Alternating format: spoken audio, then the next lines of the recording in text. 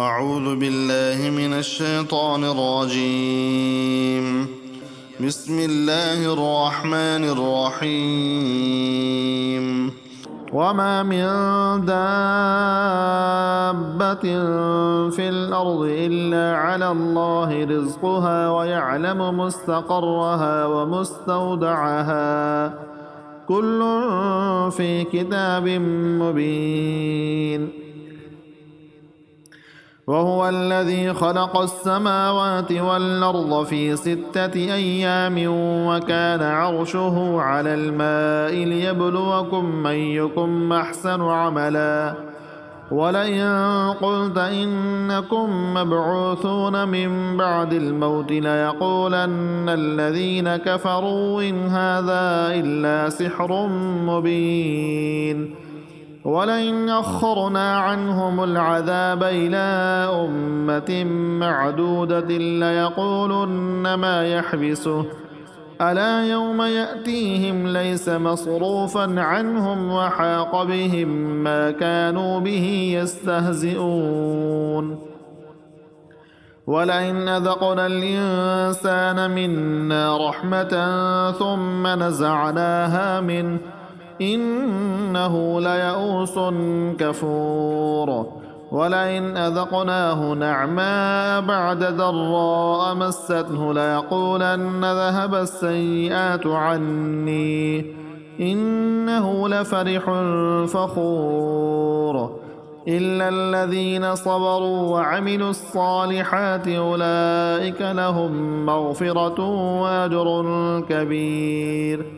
فلعلك تارك بعض ما يوحى إليك وضائق به صدرك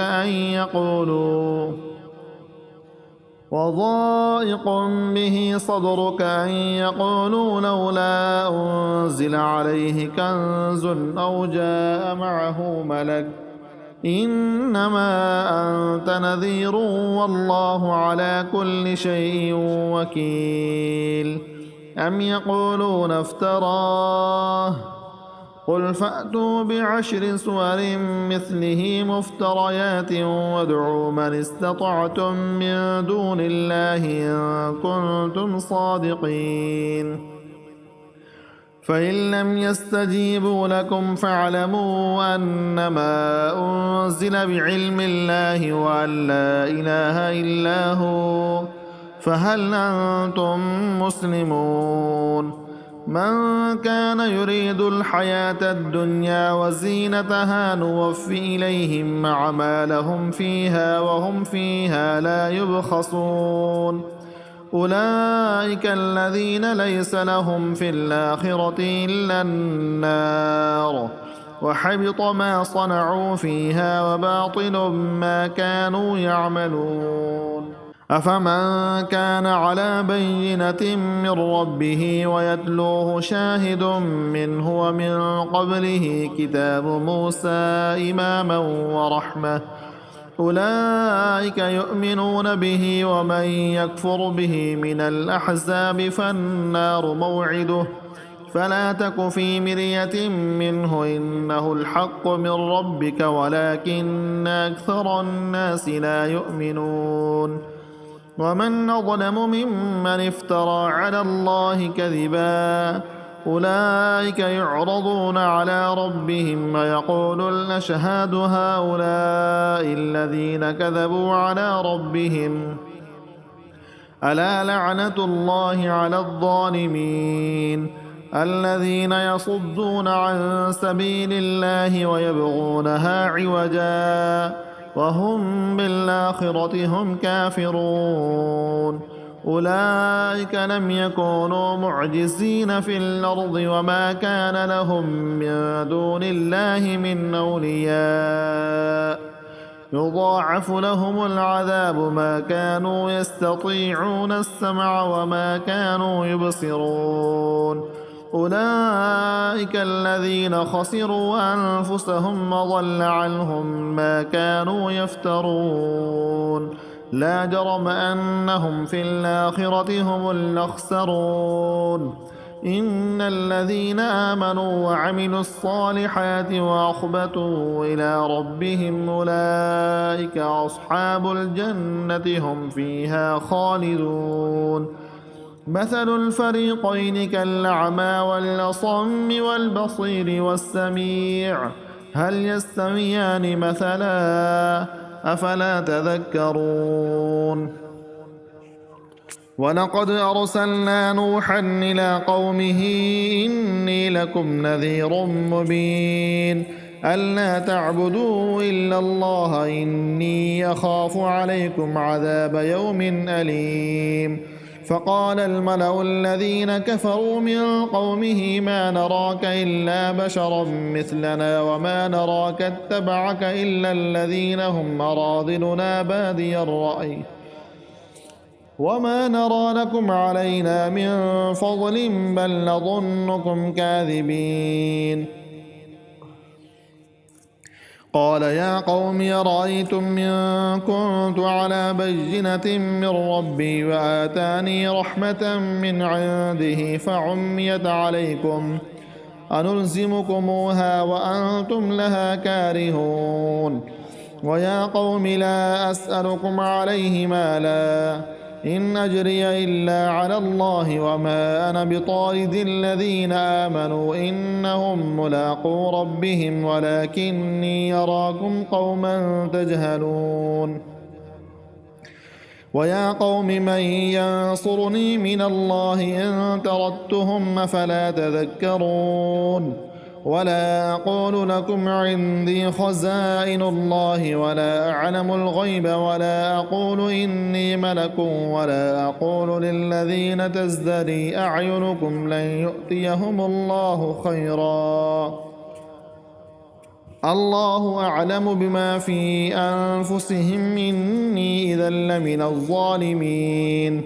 قالوا يا نوح قد جادلتنا فأكثرت جدالنا فأتنا بما تعدنا إن كنت من الصادقين قال إنما يأتيكم به الله إن شاء وما أنتم بمعجزين ولا ينفعكم نصحي إن أردت أن أنصح لكم إن كان الله يريد أن يغويكم هو ربكم وإليه ترجعون أم يقولون افتراه قل إن افتريته فعلي إجرامي وأنا بريء مما تجرمون وأوحي إلى نوح أنه لن يؤمن من قومك إلا من قد آمن فلا تبتئس بما كانوا يفعلون واصنع الفلك بأعيننا ووحينا ولا تخاطبني في الذين ظلموا إنهم مغرقون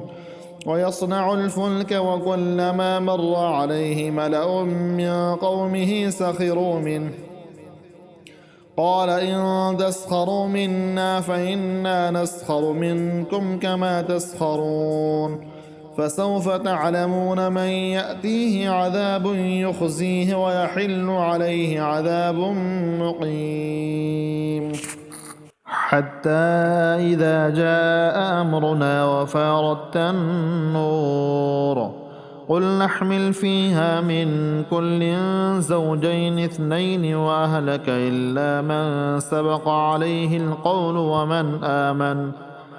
وما آمن معه إلا قليل وقال اركبوا فيها بسم الله مجريها ومرساها إن ربي لغفور رحيم وهي تجري بهم في موج كالجبال ونادى نوح ابنه وكان في معزل يا بني اركب معنا ولا تكن مع الكافرين قال سآوي إلى جبل يعصمني من الماء قال لا عاصم اليوم من أمر الله إلا من رحم وحال بينهما الموج فكان من المغرقين وقيل يا أرض ابلعي ماءك ويا سماء أقلعي وغيض الماء وقضي الأمر واستوت على الجودي وقيل بعدا للقوم الظالمين.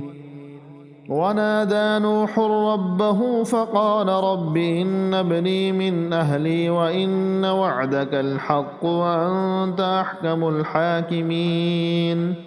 قال يا نوح إنه ليس من أهلك إنه عمل غير صالح فلا تسألني ما ليس لك به علم إني أعظك أن تكون من الجاهلين. قال رب إني أعوذ بك أن أسألك ما ليس لي به علم وإلا تغفر لي وترحمني أكن من الخاسرين.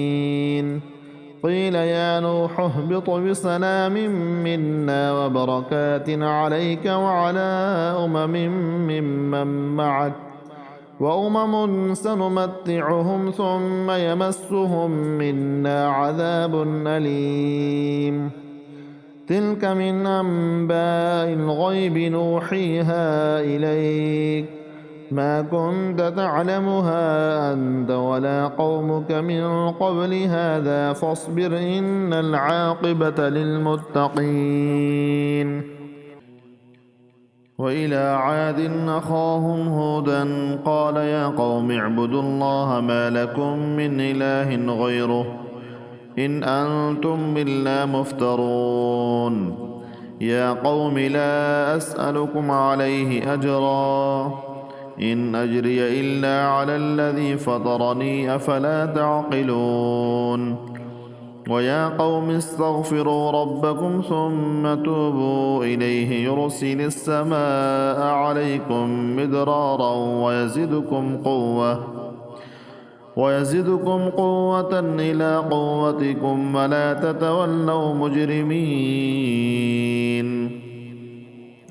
قالوا يا هود ما جئتنا ببينة وما نحن بتاركي آلهتنا عن قولك وما نحن لك بمؤمنين إن نقول إلا اعتراك بعض آلهتنا بسوء. قال إني أشهد الله واشهدوا أني بريء مما تشركون من دونه فكيدوني جميعا ثم لا تنظرون. إني توكلت على الله ربي وربكم ما من دابة إلا هو آخذ بناصيتها إن ربي على صراط مستقيم. فإن تولوا فقد أبلغتكم ما أرسلت به إليكم ويستخلف ربي قوما غيركم ولا تضرونه شيئا إن ربي على كل شيء حفيظ. ولما جاء أمرنا نجينا هودا والذين آمنوا معه برحمة منا ونجيناهم من عذاب غليظ. وتلك عاد جحدوا بآيات ربهم وعصوا رسله واتبعوا أمر كل جبار عنيد. فأتبعوا في هذه الدنيا لعنة ويوم القيامة ألا إن عادا كفروا ربهم ألا بعدا لعاد قوم هود. وإلى ثمود أخاهم صالحا قال يا قوم اعبدوا الله ما لكم من إله غيره هو أنشأكم من الأرض واستعمركم فيها فاستغفروه ثم توبوا إليه إن ربي قريب مجيب. قالوا يا صالح قد كنت فينا مرجوا قبل هذا تنهانا أن نعبد ما يعبد آباؤنا وإننا لفي شك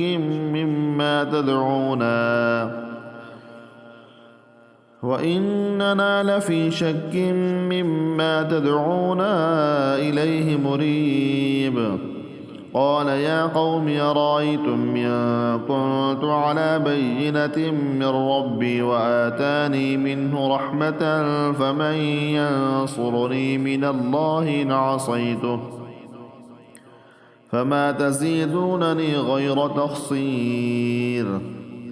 ويا قوم هذه ناقة الله لكم آية فذروها تأكل في أرض الله ولا تمسوها بسوء فيأخذكم عذاب قريب. فعقروها فقال تمتعوا في داركم 3 أيام ذلك وعد غير مكذوب. فلما جاء أمرنا نجينا صالحا والذين آمنوا معه برحمة منا ومن خزي يومئذ إن ربك هو القوي العزيز. وأخذ الذين ظلموا الصيحة فأصبحوا في ديارهم جاثمين كأن لم يغنوا فيها ألا إن ثمود كفروا ربهم ألا بعدا لثمود. ولقد جاءت رسلنا إبراهيم بالبشرى قالوا سلاما قال سلام فما لبث أن جاء بعجل حنيذ.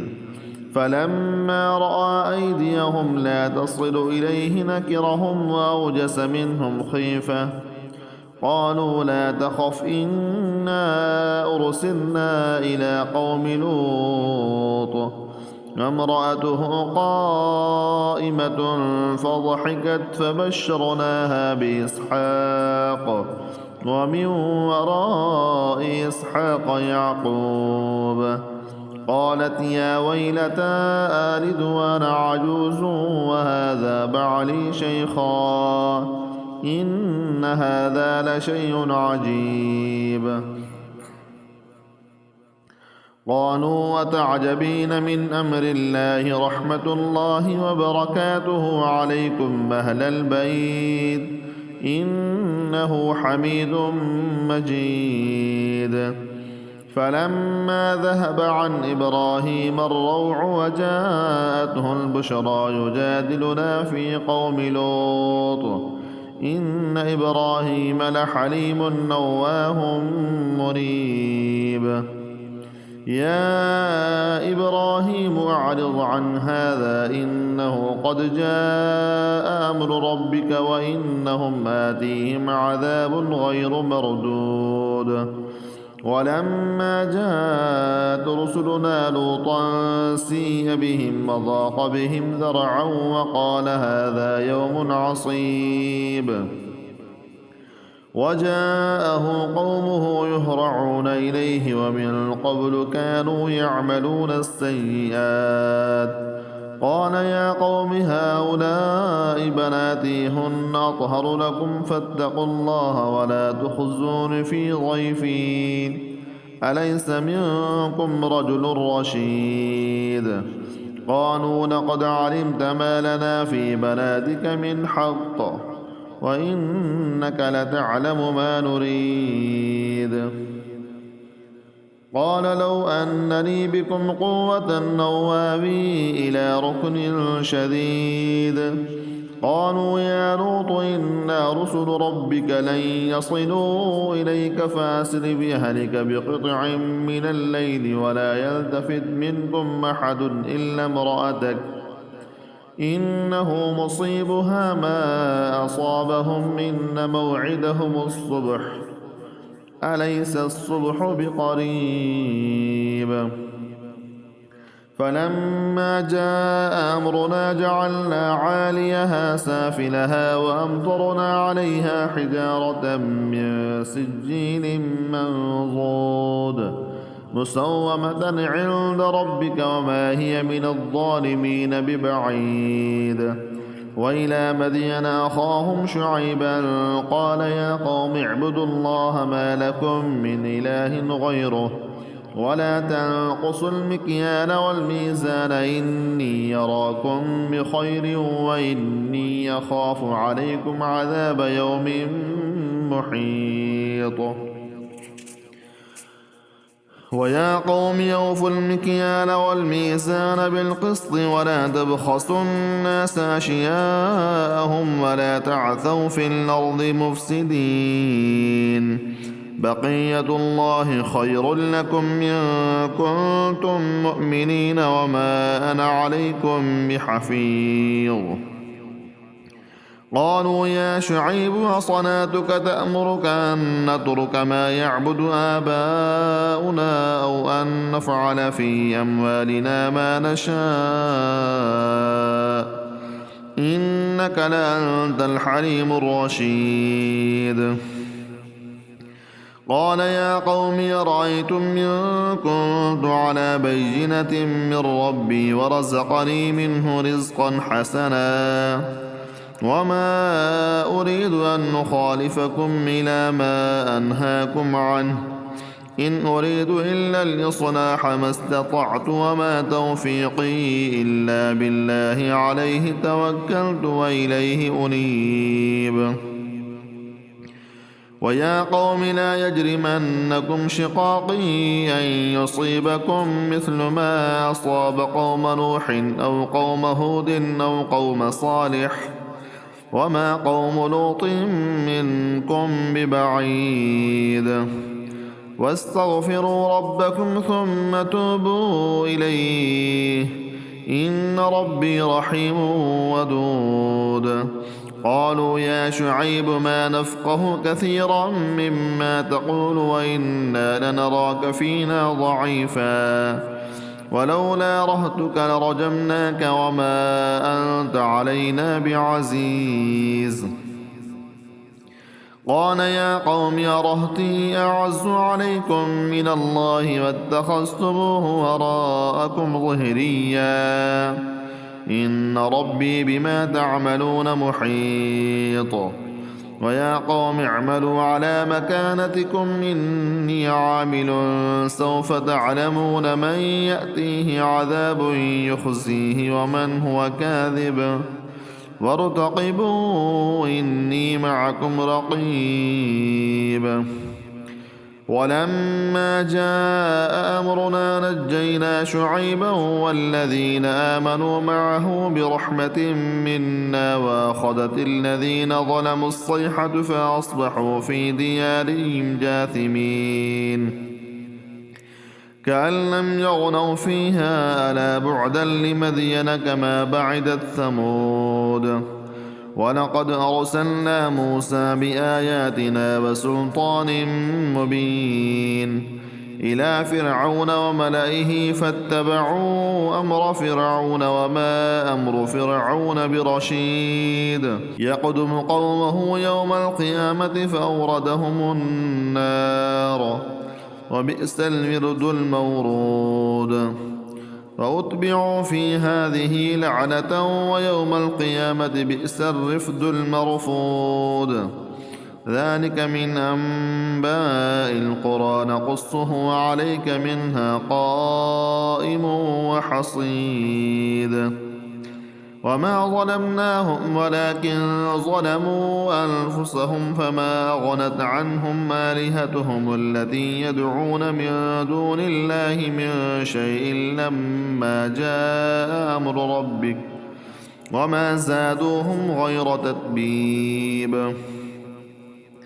وكذلك أخذ ربك إذا أخذ القرى وهي ظالمة إن أخذه أليم شديد. إن في ذلك لآية لمن خاف عذاب الآخرة. ذلك يوم مجموع له الناس وذلك يوم مشهود وما نؤخره إلا لأجل معدود. يوم يأتي لا تكلم نفس إلا بإذنه فمنهم شقي وسعيد. فأما الذين شقوا ففي النار لهم فيها زفير وشهيق خالدين فيها ما دامت السماوات والأرض إلا ما شاء ربك إن ربك فعال لما يريد. وأما الذين سعدوا ففي الجنة خالدين فيها ما دامت السماوات والأرض إلا ما شاء ربك عطاء غير مجذوذ. فلا تك في مرية مما يعبد هؤلاء ما يعبدون إلا كما يعبد آباؤهم من قبل وإنا لموفوهم نصيبهم غير منقوص. ولقد آتينا موسى الكتاب فاختلف فيه ولولا كلمة سبقت من ربك لقضي بينهم وإنهم لفي شك منه مريب. وإن كلا لما ليوفينهم ربك أعمالهم إنه بما يعملون خبير. فاستقم كما أمرت ومن تاب معك ولا تطغوا إنه بما تعملون بصير. ولا تركنوا إلى الذين ظلموا فتمسكم النار وما لكم من دون الله من أولياء ثم لا تنصرون. وأقم الصلاة طرفي النهار وزلفا من الليل إن الحسنات يذهبن السيئات ذلك ذكرى للذاكرين. واصبر فإن الله لا يضيع أجر المحسنين. فلولا كان من القرون من قبلكم أولو بقية ينهون عن الفساد في الأرض إلا قليلا ممن أنجينا منهم واتبع الذين ظلموا ما أترفوا فيه وكانوا مجرمين. وما كان ربك ليهلك القرى بظلم وأهلها مصلحون. ولو شاء ربك لجعل الناس أمة واحدة ولا يزالون مختلفين إلا من رحم ربك ولذلك خلقهم وتمت كلمة ربك لأملأن جهنم من الجنة والناس أجمعين. وكلا نقص عليك من أنباء الرسل ما نثبت به فؤادك وجاءك في هذه الحق وموعظة وذكرى للمؤمنين. وقل للذين لا يؤمنون اعملوا على مكانتكم إنا عاملون وانتظروا إنا منتظرون. ولله غيب السماوات والأرض وإليه يرجع الأمر كله فاعبده وتوكل عليه وما ربك بغافل عما تعملون. ألف لام را تلك آيات الكتاب المبين إنا أنزلناه قرآنا عربيا لعلكم تعقلون. نحن نقص عليك أحسن القصص بما أوحينا إليك هذا القرآن وإن كنت من قبله لمن الغافلين. إذ قال يوسف لأبيه يا أبت إني رأيت 11 كوكبا والشمس والقمر رأيتهم لي ساجدين. قال يا بني لا تقصص رؤياك على إخوتك فيكيدوا لك كيدا إن الشيطان للإنسان عدو مبين. وكذلك يجتبيك ربك ويعلمك من تأويل الأحاديث ويتم نعمته عليك وعلى آل يعقوب كما أتمها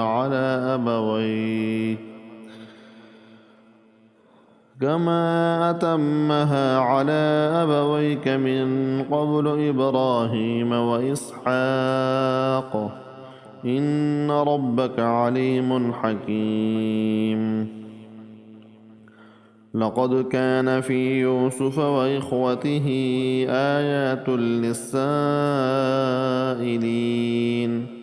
إذ قالوا ليوسف وأخوه أحب إلى أبينا منا ونحن عصبة إن أبانا لفي ضلال مبين. اقتلوا يوسف أو اطرحوه أرضا يخل لكم وجه أبيكم وتكونوا من بعده قوما صالحين. قال قائل منهم لا تقتلوا يوسف وألقوه في غيابة الجب يلتقطه بعض السيارة إن كنتم فاعلين. قالوا يا أبانا ما لك لا تأمنا على يوسف وإنا له لناصحون أرسله معنا غدا يرتع ويلعب وإنا له لحافظون. قال إني ليحزنني أن تذهبوا به وأخاف أن يأكله الذئب وأنتم عنه غافلون. قالوا لئن أكله الذئب ونحن عصبة إنا إذا لخاسرون. فلما ذهبوا به وأجمعوا أن يجعلوه في غيابة الجب وأوحينا إليه لتنبئنهم بأمرهم هذا وهم لا يشعرون. وجاءوا أباهم عشاء يبكون قالوا يا أبانا إنا ذهبنا نستبق وتركنا يوسف عند متاعنا فأكله الذئب وما أنت بمؤمن لنا ولو كنا صادقين.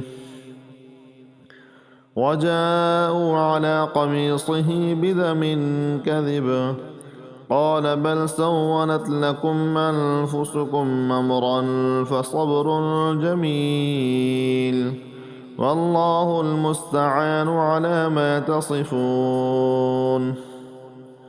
وجاءت سيارة فأرسلوا واردهم فأدلى دلوه قال يا بشرى هذا غلام وأسروه بضاعة والله عليم بما يعملون. وشروه بثمن بخس دراهم معدودة وكانوا فيه من الزاهدين. وقال الذي اشتراه من مصر لامرأته اكرمي مثواه عسى أن ينفعنا أو نتخذه ولدا وكذلك مكنا ليوسف في الأرض ولنعلمه من تأويل الأحاديث والله غالب على أمره ولكن أكثر الناس لا يعلمون. ولما بلغ أشده آتيناه حكما وعلما وكذلك نجزي المحسنين. وراودته التي هو في بيتها عن نفسه وغلقت الأبواب وقالت هيت لك قال معاذ الله إنه ربي أحسن مثواي إنه لا يفلح الظالمون. ولقد همت به وهم بها لولا أن رأى برهان ربه كذلك لنصرف عنه السوء والفحشاء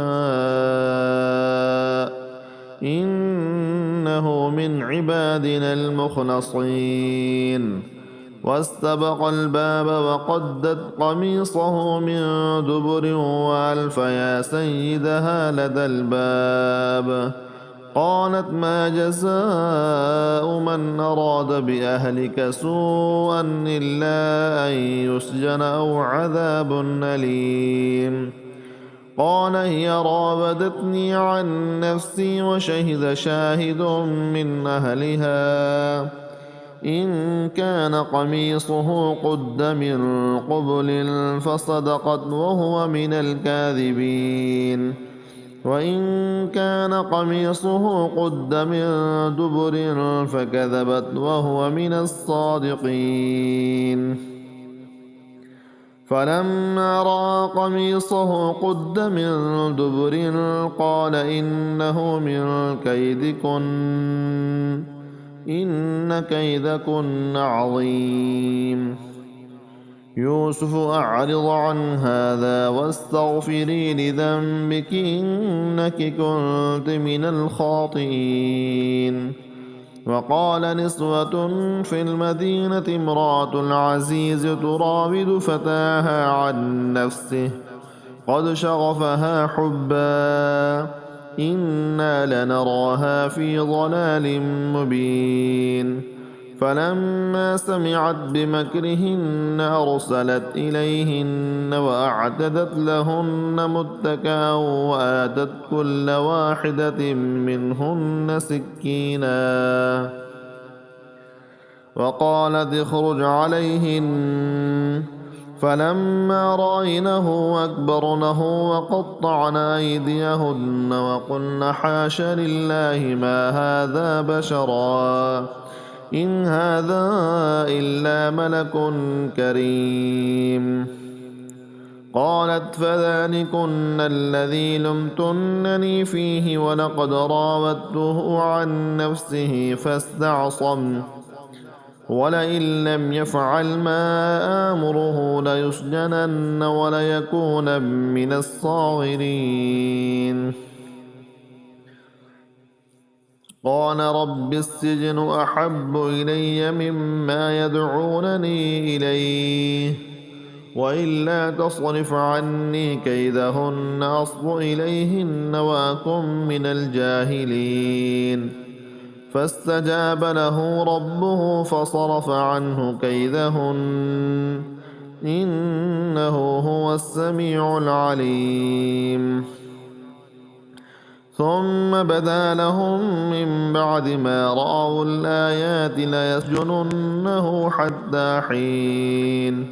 ودخل معه السجن فتيان قال أحدهما إني أراني أعصر خمرا وقال الآخر إني أراني أحمل فوق رأسي خبزا تأكل الطير منه نبئنا بتأويله إنا نراك من المحسنين.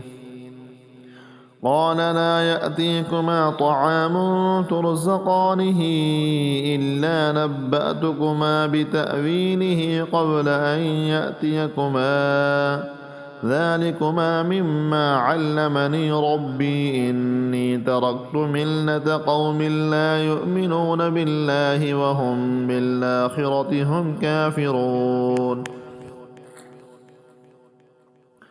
واتبعت ملة آبائي إبراهيم وإسحاق ويعقوب ما كان لنا أن نشرك بالله من شيء ذلك من فضل الله علينا وعلى الناس ولكن أكثر الناس لا يشكرون.